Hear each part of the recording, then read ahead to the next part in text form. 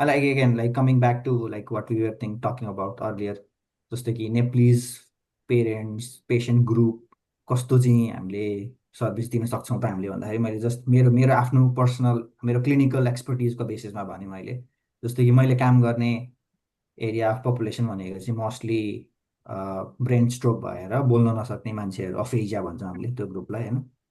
अनि उहाँहरूको कन्डिसन हेर्दाखेरि उहाँहरू अब बडी प्यारालाइज हुन्छ, उहाँहरूको मोबिलिटीमा एकदमै प्रब्लम हुन्छ, हिँडुलमा गाह्रो हुन्छ, विल चेयर एक्सेसिबिलिटीको लागि गाह्रो हुन्छ। अनि स्पेसली नेप्लिज अहिले पनि अब यहाँ everything is changing now physical infrastructure, तर स्टिल अब के अरे ह्यान्डिक्याप फ्रेन्डली भेहिकलको सिस्टम सुविधा छैन अहिले पनि।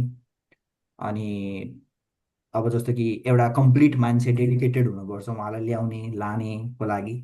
त्यो भए पछाडि we are we are targeting those kind of population who also simultaneously होइन, जसको चाहिँ जस्तो कि जसलाई एक्सेस गर्न गाह्रो छ डे टु डे बेसिसमा थेरेपीको लागि। Just give an example of aphasia, stroke भएको मान्छेहरू, प्यारालाइज मान्छेहरू, उहाँको लागि एउटा एउटा भन्नुभयो त्यो होइन। अर्को स्पेसिफिक ग्रुप भन्नुपर्दाखेरि अटिजम भएको बच्चाहरू जसको चाहिँ अब टेम्पर ट्यान्ट्रम्स हुन्छ, बिहेभियरल इस्युजहरू हुन्छ, हामीले धेरै देखाएको छौँ। जस्तो कि ट्राभल गर्दाखेरि पनि हामीले गाडीहरूमा देखिरहेको हुन्छौँ। त्यसले गर्दाखेरि पेरेन्ट्सहरूलाई एकदमै इम्बारेस फिल भएको हुन्छ नि डेफिनेटली। अनि त्यसले गर्दाखेरि चाहिँ कतिवटा पेरेन्ट्सहरू चाहिँ बच्चालाई लिएर हिँड्न नखोज्ने, हामी त्यो बच्चाहरूलाई टार्गेट गरेर हुन्छौँ। थर्ड ग्रुप अफ पपुलेसन भन्नुपर्दाखेरि चाहिँ फ्लुएन्सी डिसअर्डर स्टटरिङको पेसेन्टहरू होइन, उहाँहरू चाहिँ बोल्नलाई एकदमै अब त्यो आफ्नो प्रब्लमले गर्दाखेरि अब नेपालीमा भन्नुपर्दा भकभकाउने समस्या भनौँ न, उहाँहरूलाई चाहिँ त्यो कारणले गर्दाखेरि बोल्न नचाहने, गाडीमा ट्राभल गर्न नसक्ने, किन बोल्नलाई गाह्रो छ, बोल्न भनेको बेलामा बोली आउँदैन। त्यसपछि त्यो कारणले गर्दाखेरि साइकोलोजिकल इफेक्ट भएको कारणले गर्दाखेरि उहाँहरू बाहिर निस्किन नचाहने, हामीले त्यो ग्रुप अफ पपुलेसनलाई हामीले टार्गेट गरिरहेको छौँ। अर्को ग्रुप भनेको चाहिँ तपाईँको चाहिँ प्रोफेसनल भोइस युजरहरू जस्तो कि टिचरहरू भयो।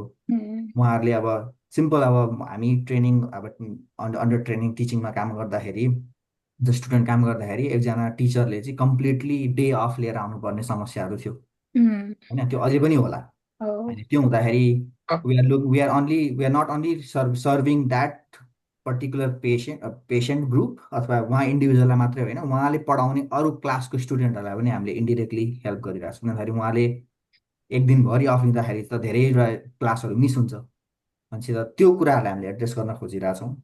जो एभ्रिडे जसलाई चाहिँ ट्राभल गर्न गाह्रो छ भनेपछि these are few of the population that we are targeting अहिलेको लागि।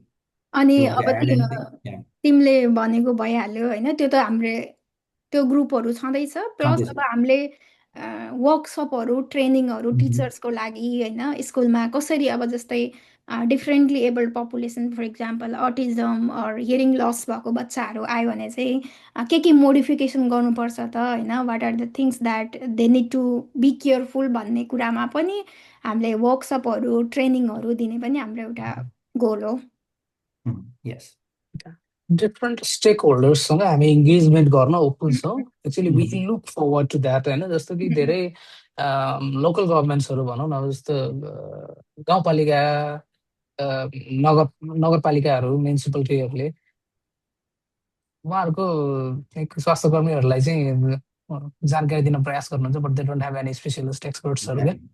जस्तो अब अटिजमको बारेमा त्यहाँ उहाँहरूले अटिजम केन्द्र खोल्ने गाउँपालिकाले नै भनेर भन्न प्रयास गर्नुहुन्छ, but they don't have experts to talk about those things होइन।